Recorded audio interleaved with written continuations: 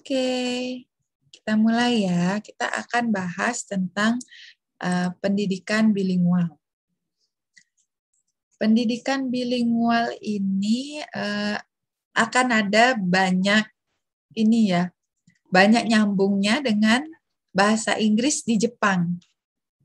Jadi nanti selain dari sumber ini, sumber yang saya pakai juga ada sebuah ini ya, sebuah bab dari buku antologi itu nanti yang akan saya gunakan ya. Oke, pendidikan bilingual.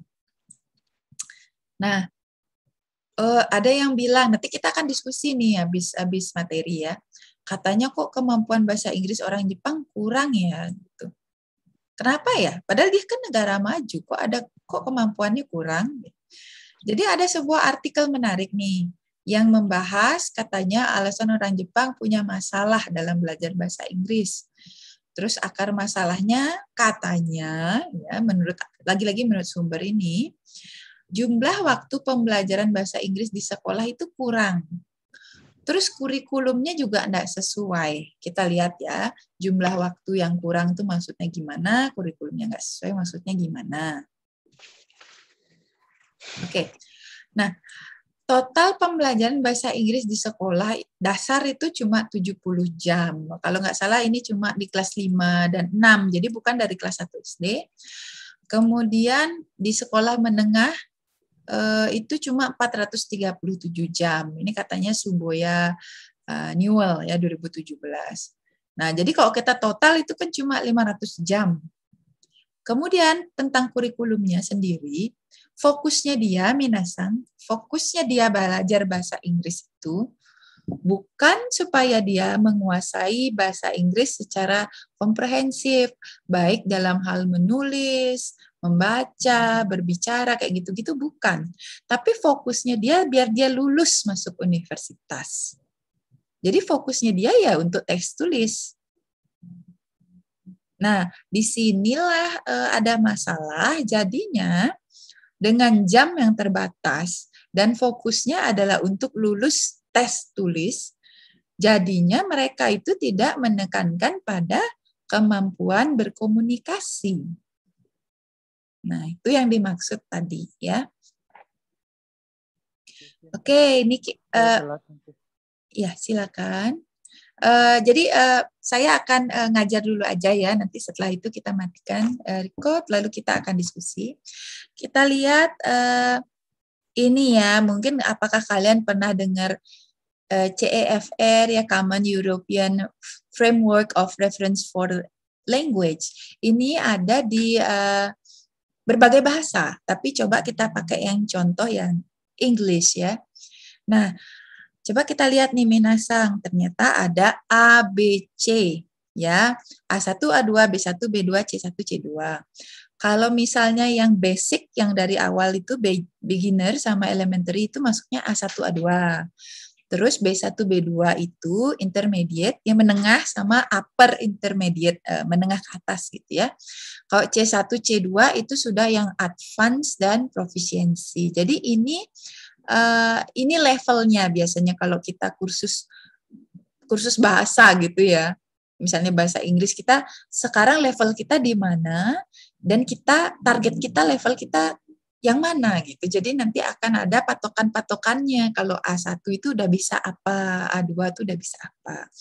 Nah, pemerintah Jepang itu dia itu memutuskan gini, nanti sekolah menengah atas itu harus lulusan sekolah menengah atas itu harus punya level bahasa Inggris setara B1.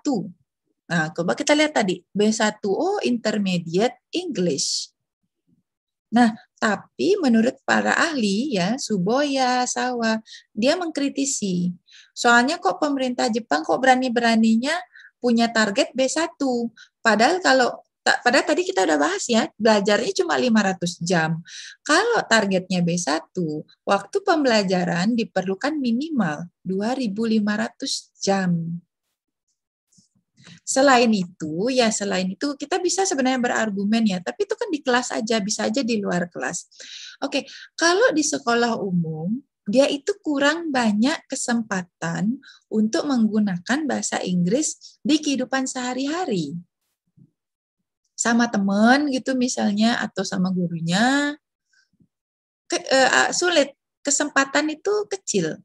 Beda kalau misalnya kita sekolah internasional gitu yang memang jangankan mata kuliah bahasa Inggris, mungkin mata kuliah matematika atau biologi atau apapun, bahasa pengantarnya bahasa Inggris. Kemudian dengan teman menggunakan bahasa Inggris. Jadi walaupun misalnya jamnya nggak segitu, tapi ditambah keseharian, jadi bisa aja sih 2.500 jam gitu.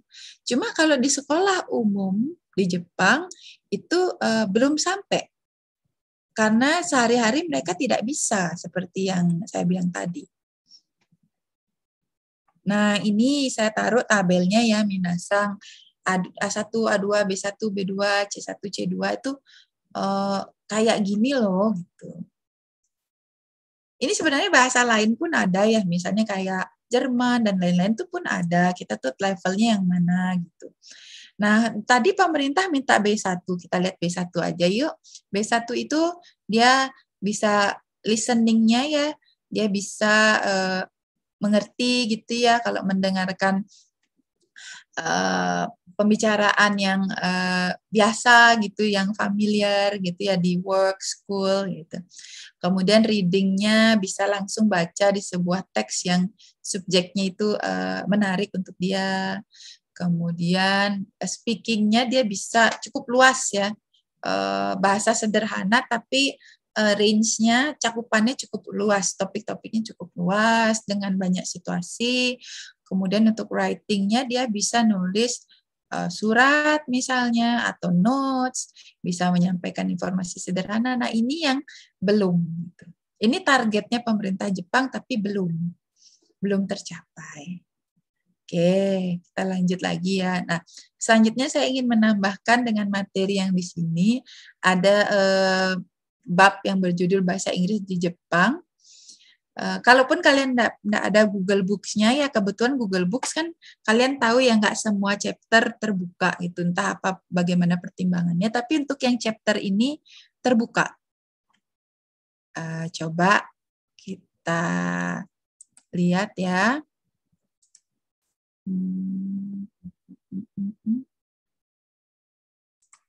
Sebentar. Coba kita share screen.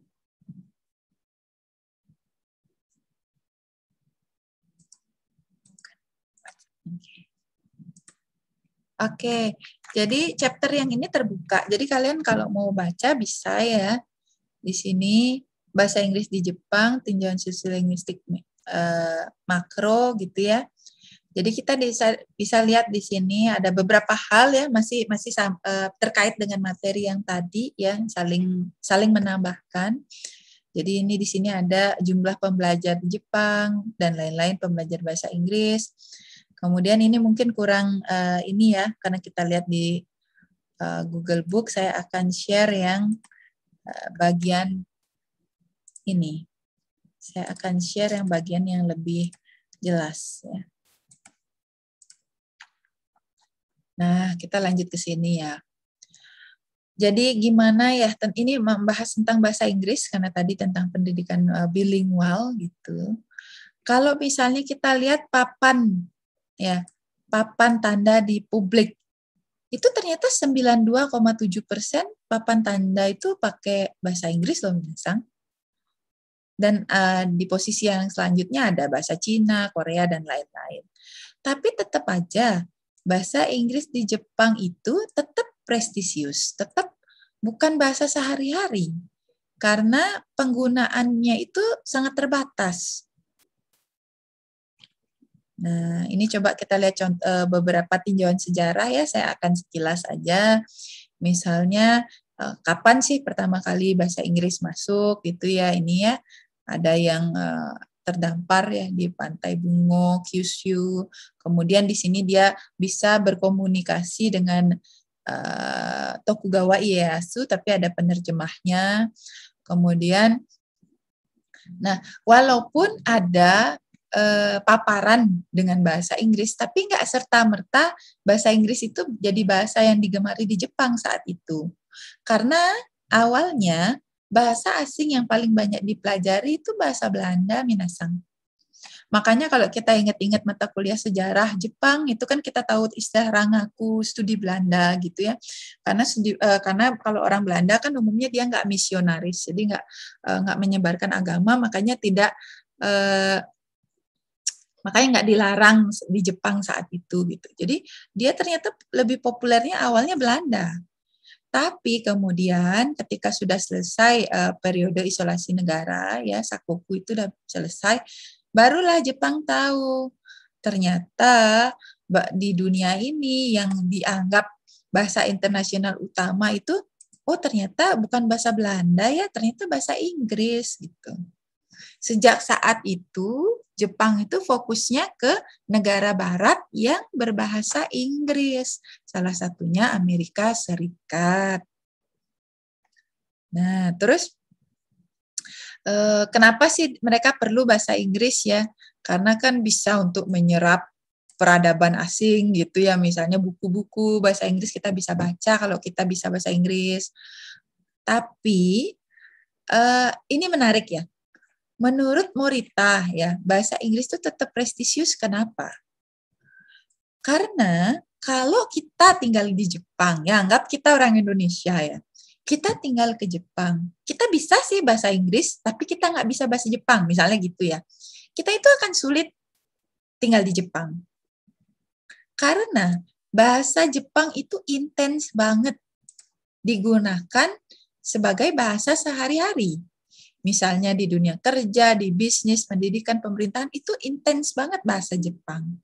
Berbeda mungkin kalau misalnya ada orang, Rusia, Cina, atau manapun, Jepang atau yang dia ke Bali, tapi dia tidak bisa bahasa Indonesia, dia bisanya bahasa Inggris misalnya gitu, maka akan lebih mudah. Dia masih bisa kok bertransaksi sehari-hari, dia mungkin masih bisa ke mall misalnya, menggunakan bahasa Inggrisnya dan lain-lain. Tapi kalau di Jepang itu lebih lebih eksklusif. Jadi dia lebih mengharapkan, kamu ke sini, kamu orang luar itu ke Jepang, ya kamu dong belajar bahasa Jepang. Gitu. Kita sih pakainya bahasa Jepang di sini gitu. Sementara kalau kita kan misalnya ada bule ya, misalnya dia bule Perancis. Oke, kita nggak bisa bahasa Perancis, tapi misalnya dia pakai bahasa Inggris. Ya kita sebisa mungkin akan bisa berkomunikasi dengan dia, misalnya yang sederhana aja. Tapi ini tidak berlaku di Jepang. Bahkan saya ingat banget dulu pernah ngobrol-ngobrol sama teman orang Jepang seumuran saya waktu itu. Dia bahkan nggak tahu kata promise gitu ya, janji itu. Apa itu gitu? Padahal kan untuk kita, anggaplah anak SD, anak SMP aja mungkin tahu promise itu bahasa Inggris, tapi dia enggak gitu. Jadi ini menunjukkan bahwa dia itu memang intens banget penggunaan bahasa Jepangnya sehari-hari. Nah, jadi Jepang itu bukan negara di mana bahasa Inggris itu memainkan peranan penting dalam komunikasi internasional. Nah, dia fokusnya tuh ya bahasa Jepang gitu. Nah, terus ada penelitian nih katanya Blair. Kalau misalnya nih ada orang asing di Jepang ngomong gitu ya, misalnya mau nanya apa gitu, nanya jalan atau apa, sebisa mungkin 94% orang Jepang minta si orang asing ini dong yang ngomong Jepang gitu. Jadi bukannya dia yang akan switch, dia pakai bahasa Inggris, saya pakai bahasa Inggris, enggak. Tapi dia sebisa mungkin akan minta si orang asing ini yang ngomong bahasa Jepang gitu. Dan 97% orang Jepang itu ya pakai bahasa Jepang, walaupun dia bicara dengan orang asing yang bisa bahasa Jepang. Gitu. Jadi ini ya ada hal-hal gini ya. Kemudian ini pemahaman oke, makroideologi sih mungkin kita nggak akan bahas terlalu jauh ya. Ini tentang tren kekuasaan gitu, di mana Jepang itu dianggap fokusnya kok ke Amerika Serikat gitu. Jadi Kalau udah bule Amerika Serikat itu diutamakan gitu. Terus juga ini ideologi neoliberal ini ya, mengukur kemampuan bahasa Inggris siswa dengan tes-tes seperti ini. Contohnya yang tadi kan sudah dibahas bahwa dia fokusnya masuk universitas dengan kemampuan bahasa Inggris. Ini juga nih, karyawan itu bisa dapat promosi kalau nilai TOEIC-nya dia bagus gitu misalnya. Jadi itu sayangnya gitu ya. Sayangnya bahwa hasil tes itu lebih diakui dibandingkan kecakapan bahasa yang sebenarnya. Itu sama aja misalnya nih, kita yang belajar bahasa Jepang, kita lulus Noryokushiki yang level berapa gitu. Tapi sebenarnya kita tidak memiliki kecakapan bahasa. Misalnya dalam berkomunikasi gitu. Kecakapan bahasa kita kurang gitu. Dibandingkan misalnya tour guide berbahasa Jepang, mungkin dia tidak lulus N2, tapi dia berkomunikasi dengan lancar dalam bahasa Jepang gitu. Jadi itu yang dianggap salah satu kendala di sini ya. Oke, lanjut lagi ya tentang pengajaran bahasa Inggris di Jepang ya. Ini tentang internasionalisasi nih. Ini dia punya target ya, Nakasone Plan nih. Targetnya menarik 100.000 mahasiswa asing. Kemudian ada juga, nah ini kalian nanti baca-baca lagi ya. Saya nggak akan terlalu jauh, jadi sekali lagi dosen hanya mancingin kamu yang baca lagi lebih jauh gitu ya. Ini ada yang namanya native English speaking teachers. Jadi guru-guru native English ya, yang memang dia itu penutur bahasa Inggris asli, itu diminta untuk ngajar bahasa Inggris di sekolah-sekolah di Jepang. Tapi yang dikritik adalah kok banyakan itu pengajar bahasa Inggrisnya itu orang kulit putih Amerika ya. Padahal kan belum tentu native English speaking teachers itu adalah orang kulit putih Amerika. Bisa aja dia orang kulit berwarna tapi dari Amerika kan juga pakai bahasa Inggris. Atau bisa juga dari negara lainnya selain Amerika Serikat tapi berbahasa Inggris kan bisa. Tapi kenapa sih mereka fokusnya adalah mengundang yang ini, jadi dianggap kayak mendewakan gitu ya. Oke, jadinya anak-anak SMA tuh jadinya gini Minasang, jadi dia mengasosiasikan bahasa Inggris tuh dengan orang Amerika Serikat. Buku-buku bacaan tuh juga cenderung menampilkan negara Amerika Serikat. Nah, kemudian nantinya kita juga lihat ya, selain formal itu juga ada kursus-kursus kayak Eikawa gitu ya. Ini English Conversation School gitu ya, kursus-kursus. Jadi ini juga fokusnya yang ngajar juga banyak kan orang kulit putih Amerika Serikat. Kemudian ini ada yang memprotes ya, ini ya sekali lagi karena dikotomi Amerika Serikat Jepang. Kemudian selain ini kita bisa lihat hal lain apa ya.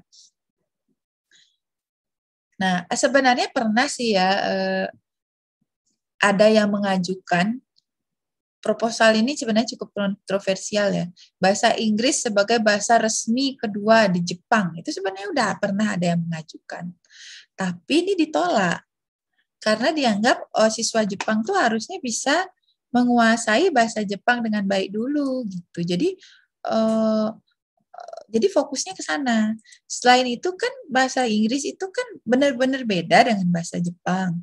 Jadi dianggap kalau nggak bisa, sulit ya untuk mengekspresikan budaya Jepang. Nah, ini sama dengan yang tadi kita sudah bahas ya.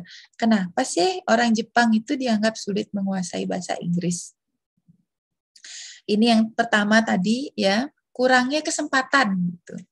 Karena di kehidupan sehari-hari ya mereka kecil kesempatan untuk menggunakan bahasa Inggris. Kemudian kedua, tujuan pembelajaran yang diacu ya oleh Kementerian Pendidikan tuh nggak realistis Minasan. Ya, ini kurangnya kesempatan tadi, terus ini tidak realistis. Misalnya kita si mahasiswa itu diminta biar kemampuan bahasa Inggrisnya kayak penutur asli. Padahal kondisi sosiolinguistiknya kan tidak memungkinkan. Yang kayak tadi kita bahas ya, misalnya kehidupan sehari-hari, kita ke pasar atau kemana, kita sulit kalau kita tidak berbahasa Jepang gitu. Nah, terus ada juga yang bilang gini, Minasan. Nah, ada juga yang bilang orang Jepang itu malu gitu. Kalau mereka ngomongnya itu nggak kayak penutur asli, mereka malu gitu. Jadi daripada malu, sekalian aja nggak ngomong gitu. Karena mungkin mereka merasa apakah logatnya atau mereka belum fasih gitu. Ah malu gitu. Saya tuh salah. Saya tuh nggak sama bahasa Inggrisnya penutur asli. Ya udah dia lebih baik nggak ngomong pakai bahasa Inggris gitu. Tuh. Kemudian nah, ada juga mitos katanya. Mitosnya ini orang Jepang itu percaya bahwa bahasa mereka itu sulit dipelajari gitu.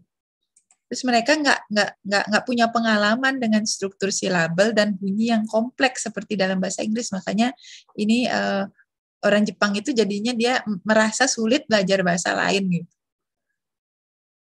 Nah, terus ini membahas tentang apa ya? Oh iya, kalau misalnya di TV, acara-acara TV gitu ya, kalau ada karakter yang bicara bahasa Inggris, biasanya karakter yang kayak gimana? Yang berani, bersahaja, dan antusias. Jadi ini karakter yang biasanya muncul pada tokoh ya, karakter yang dia bisa berbicara bahasa Inggris. Oke. Nah, sedikit penutup. Jadi saat ini memang sudah berkembang ya. Jadi tidak hanya Inggris, juga ada misalnya kursus khusus bahasa Mandarin, Korea gitu ya, karena peningkatan juga dalam hal bisnis gitu. Dan juga kita harus tahu, kita harus membedakan ini minasang. Ini sebenarnya salah satu kunci ya. Coba kita lihat. EFL, EFL ya, English as a Foreign Language, sama ESL, English as Second Language. Nanti kita akan diskusi di negara tersebut, di sebuah negara itu, si bahasa Inggris ini posisinya di mana? Apakah dia sebagai bahasa asing? Apakah dia sebagai bahasa kedua? Kalau di Jepang, dia itu masih sebagai bahasa asing. Kalau di Indonesia juga, dia itu masih bahasa asing. Sedangkan ada beberapa negara, misalnya Singapura, Filipina, itu sudah ESL, English as Second Language, sudah jadi bahasa kedua. Mungkin bahasa pertamanya bahasa Tagalog atau apa ya kalau di Filipina, tapi bahasa keduanya dia udah Inggris gitu. Sementara kita belum, Inggris itu ya bahasa asing. Oke. Segitu dulu materi tentang pendidikan bilingual di Jepang.